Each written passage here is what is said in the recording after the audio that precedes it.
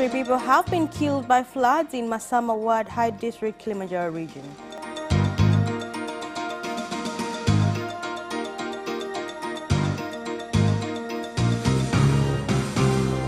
And in sports, Yanga Sports Club will face rivals Azam FC without their new coach Nurseddin Nabi in mainland Premier League game on Sunday.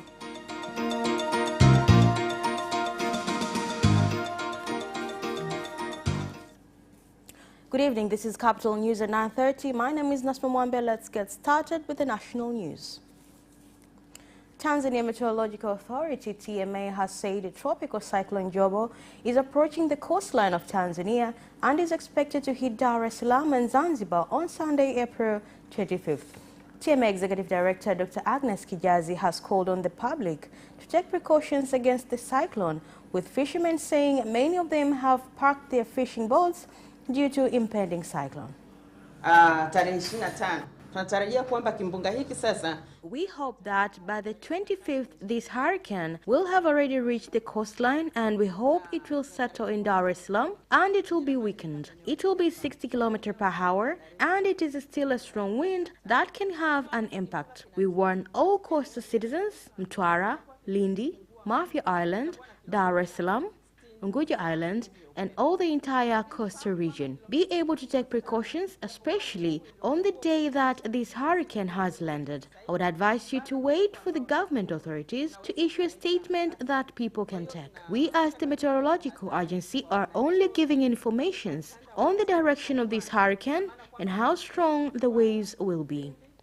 Madhara upande wa soko ni kwamba kama samaki wakipungua, maana yake ni kwamba the decline of fish causes the sales revenue to decrease due to limited availability of fish. Samaki wanaopatikana ni wachache. 3 people have died in Masama Ward, High District, Kilimanjaro region after they were swept by floods caused by ongoing heavy rains, which have caused massive destruction on people's homes and properties. High District Commissioner Lingai Olesabaya has visited the area to assess the situation. Rains began around 7:30 p.m., but things changed around 11 p.m. to midnight. We started hearing sounds of falling stones and trees. Most people affected are boda drivers who transport bananas at night. The rains have caused havoc. Houses have been swept away. People have died. 6 bridges were also swept away. We are deeply hurt. That is why we are calling on the government to help us with this disaster. The disaster has affected many since 2 a.m. The security committee started visiting Kikafu area from early morning hours. Unfortunately, in the car that we are trying to rescue had 3 people in it. Let us all assist the rescuing team to search for those people.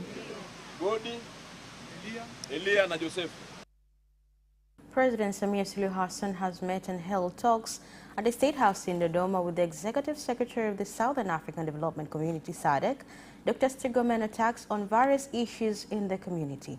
Dr. Tax is completing her 8-year term in office, which ends on August 2021. Niseme tu kwamba nimekuwa SADC ikifika mwezi wa 8 mwaka huu itakuwa. By August this year, it will be my 8th year since I joined SADC. Serving 2 terms as Secretary of SADC, I thank my country for giving me opportunity. I'm happy that the zone is still strong and stable with good security. Other zones are wishing to be like SADC. Let us take advantage of the community in bringing economic developments. I was appointed in 2013. By 2015, we passed industrial developments.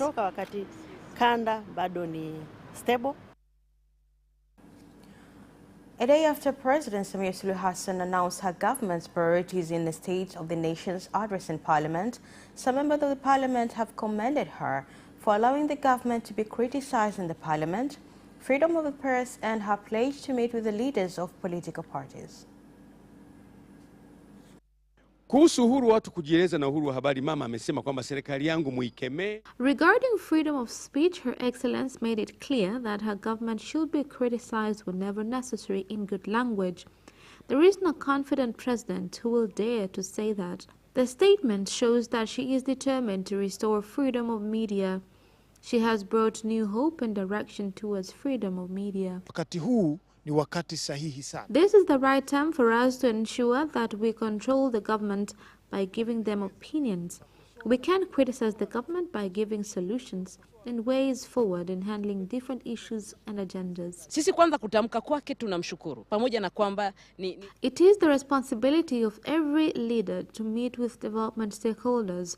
She had made it clear that she wants to practice democracy that will help our country.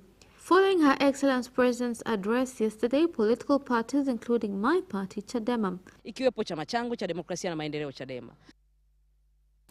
Leaders from some political parties have said they are ready to hold talks with the President Samia Suluhu Hassan, whereby among issues they would like to address is the removal of the government ban on public political meetings. This comes a day after President Samia Suluhu Hassan gave her State of the Nation's address in Parliament. Because she has sworn to protect the Constitution, she should then protect the Constitution on Section 3 by allowing political parties to operate in the country and also abide with freedom of political parties and be given security without rejections. Then we shall discuss further on other issues. In order for us to have a dialogue, there must be a Solution and Reconciliation National Committee.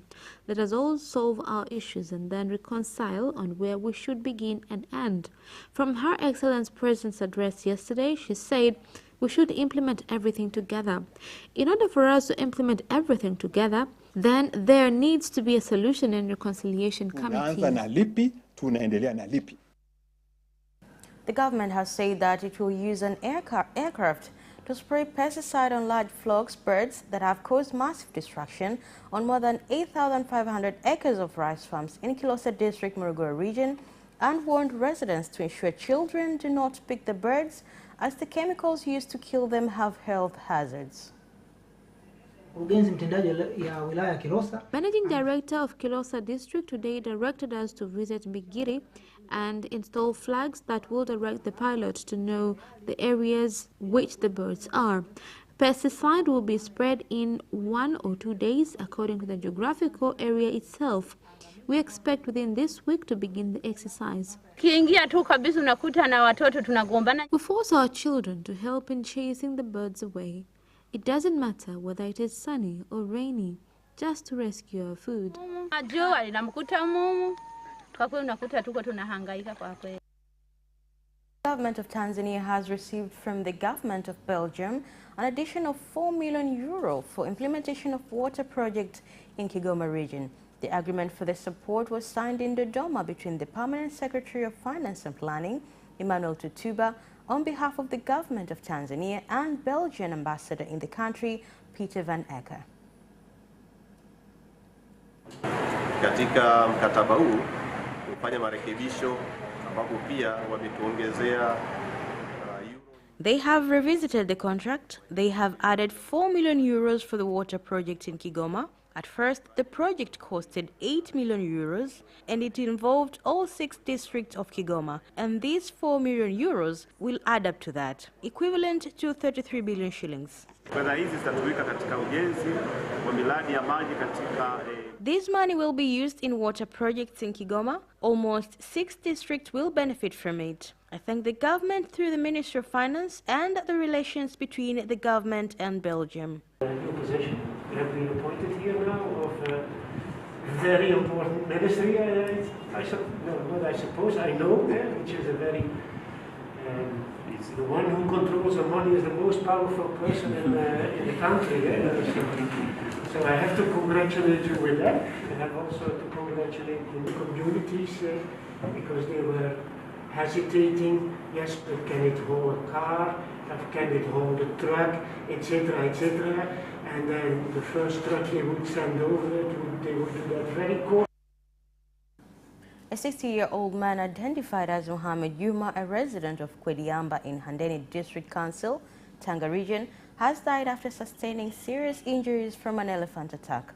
The district commissioner has warned residents from taking selfies with the elephants, which has been seen as to stray into residential areas, and to report to relevant authorities when they come across the animals. Sukuma bila shaka ndio kamuumiza kwa sababu wale waliyemkuta wamemkuta akiwa hana kauli. Tembo ndio huyo kateremsha hivi kapita hapa Kwadiyamba. Kateremka kama anakuja mjini tena huko. Maliasili niliwapa taarifa kwamba kuna mnyama huko, wakasema hana madhara. I informed the ones responsible with natural resources that there is an animal, and they said he has no problem so long they do not shout at him. And I woke up today morning to the sad news of the passing of my brother. Tembo ni mnyama hatari, tembo ni mnyama mkorofi sana. Elephants are fierce, ruthless animals, and they do not like noises. The other day people started shouting and it caused harm, and one person was trampled by an elephant and died. If we continue to be careless, we will lose many people because of our failure to follow instructions. Tunaweza kuzika watu wengine zaidi kwa sababu ya uzembe wa watu wetu kutokuelewa maelekezo ya viongozi wao. That is the end of the national news. International news comes next after the break.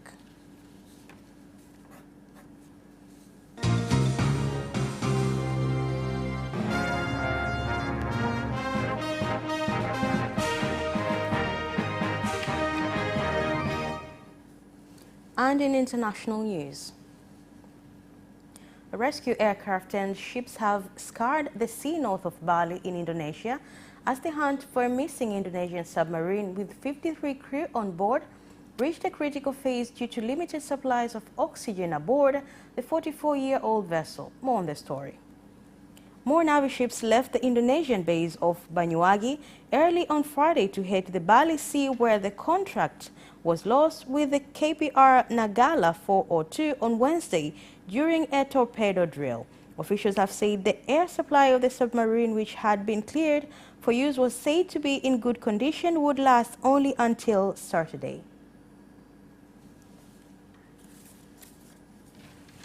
Primary and secondary school students in Beni and Democratic Republic of Congo have urged President Felix Tshisekedi to restore peace within 3 days, or otherwise they will continue to camp outside the mayor's office and close their schools.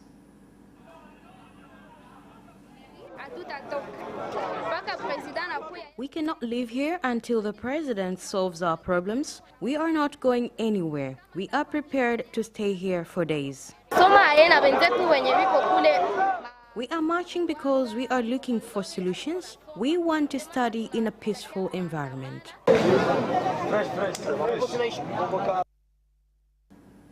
The appeal challenging orders stopping the Judicial Services Commission in Kenya from going on with the interviews for Chief Justice and Supreme Court Judge will be heard on April 26.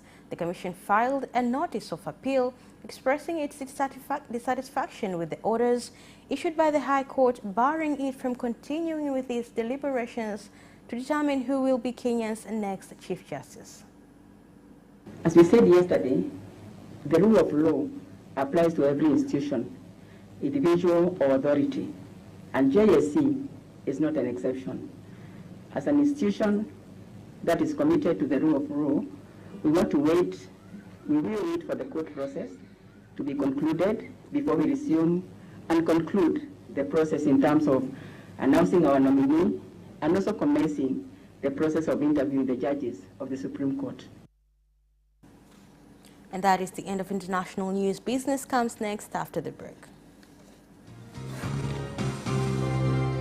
Tune in to Business Edition and meet business leaders and experts who keep you informed on business and economic developments taking place in the country, such as tourism, construction, energy, transport, mining, agriculture, communication, banking, real estate, and more. Business Edition on Friday at 8:15 p.m. only on Capital Television.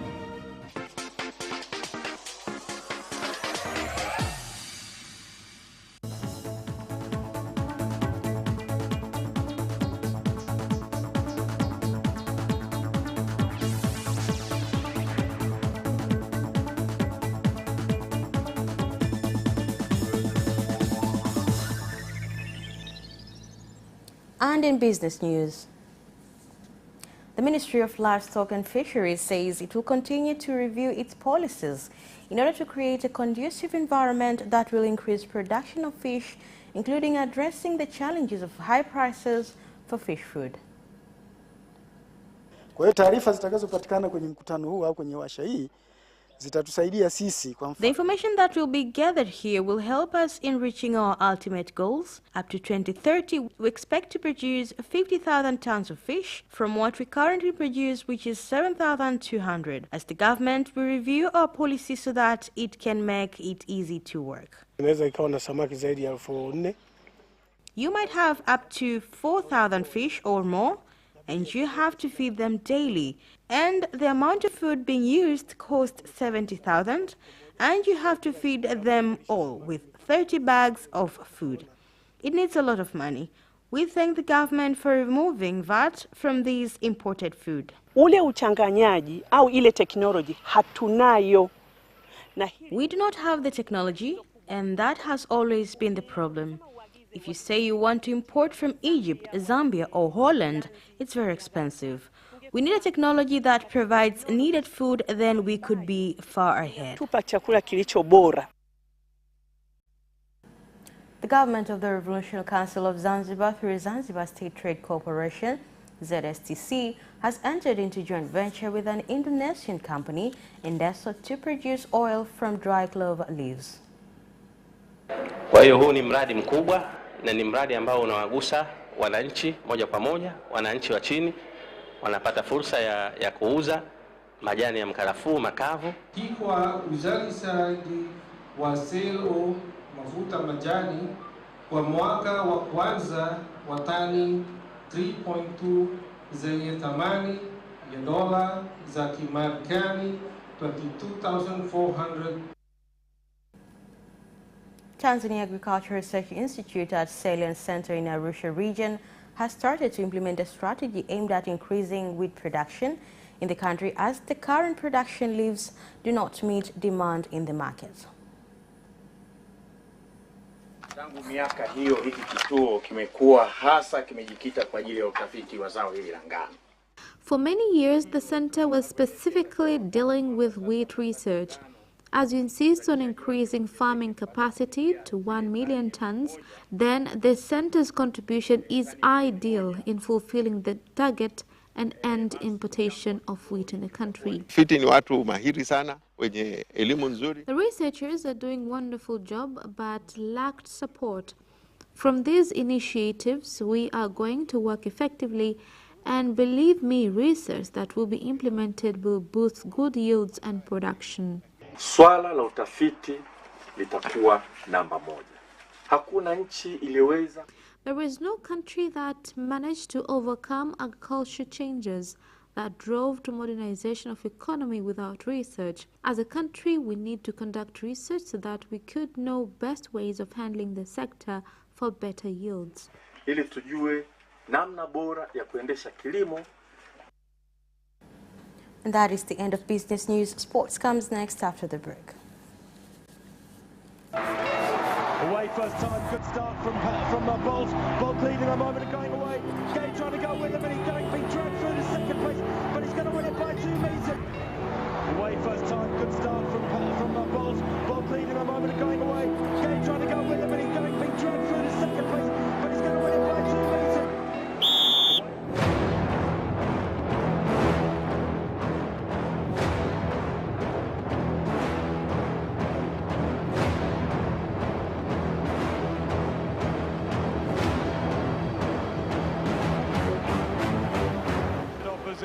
Joaquinho, he did lose some length.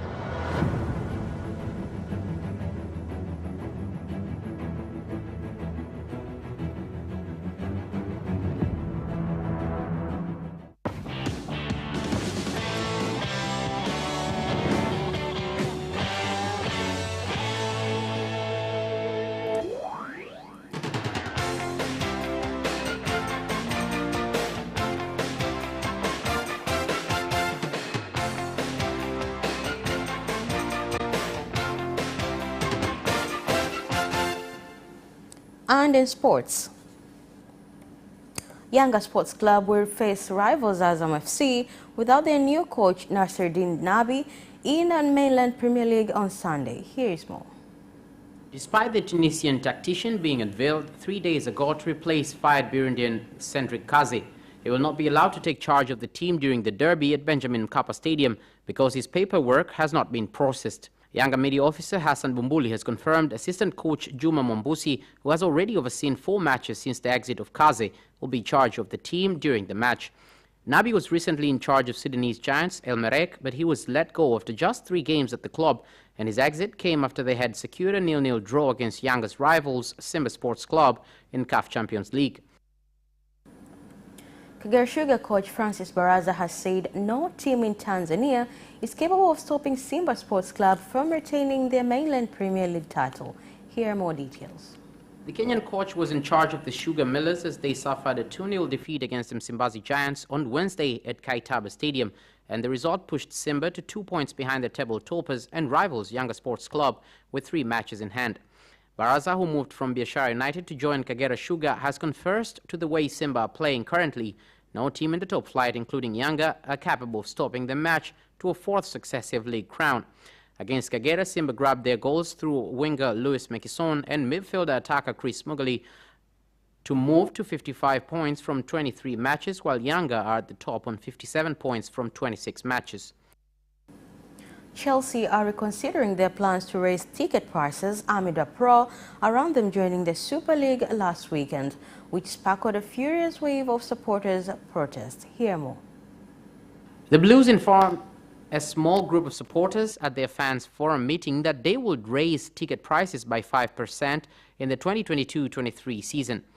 It was met with frustration by some, with the announcement coming just moments after the club chairman, Bruce Buck, had defended their ESL plans to the working group, and after changing their minds regarding the ESL, Chelsea are now considering doing the same on ticket pricing. It could be argued either way, with the Blues having frozen ticket prices since 2011 with season tickets.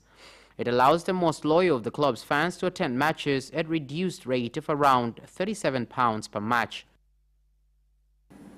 Sergio Aguero and Kevin De Bruyne have returned to training ahead of Sunday's Carabao Final Cup against Tottenham. Pep Guardiola has confirmed. Who was out for much of the season after knee surgery and COVID-19 has missed the last 5 matches with a calf strain. De Bruyne, meanwhile, twisted his ankle in last week's FA Cup defeat to Chelsea, but the injury was not as bad as first feared. Guardiola must balance the demands on his squad with the huge Champions League semi-final first leg against Paris Saint-Germain on Wednesday night. He has already confirmed number 2 goalkeeper Zach Steffen will start the game ahead of Edison. Manchester United manager Ole Gunnar Solskjaer has said he did not like the concept of the Super League because sporting merit will be taken away. Here are more to the details. United announced they were withdrawing from the league just 48 hours after it had been revealed they were one of the 12 founding members.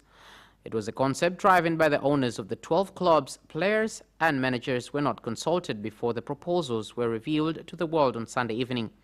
Speaking for the first time since the announcement on Sunday, Solskjaer gave a lengthy 3-minute reply as to why he didn't like the idea. And that sports item ends our news bulletin for tonight. Thank you for watching and good night.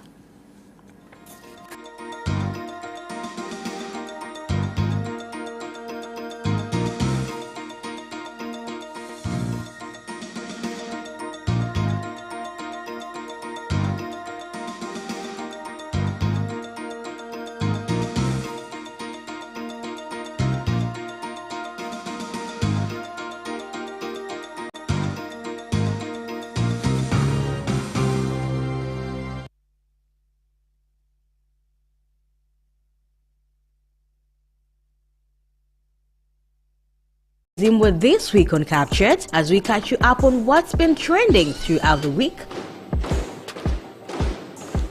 Our main topic this week is living in the moment, and of course, our hashtag +255, let's evolve into usisahau na ya kutolea. Catch us this Sunday on 9:30 p.m. on Captured. Plus, don't forget, you can also live stream the show on our YouTube page at Capital Television Tanzania.